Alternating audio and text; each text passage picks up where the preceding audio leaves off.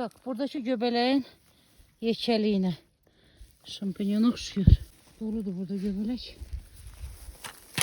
Bak bu da bunun ayağı. Oy. Oy yok geçen iyi gelmir ama.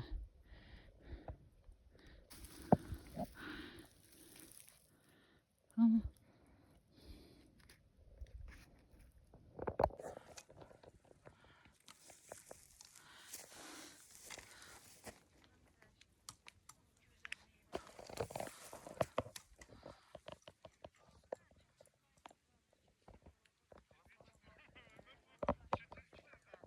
Ona göre Qalxanda belə, çox qalxanda.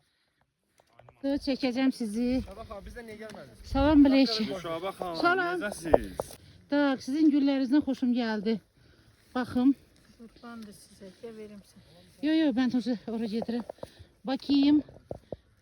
Sizi sağ da hara çıkardıcı siz onları solmamış aşağı. Görəcək. Geçecek güllerde. Yaraşır İşin size. günün olsun. Oldu. Uğurlar siz düşürsünüz de öyle. Kalkırıq biz de. Biz nasılsınız? Ben sizi hiç görmedim. Çünkü en qabaxdaydı. Ha maşallah maşallah.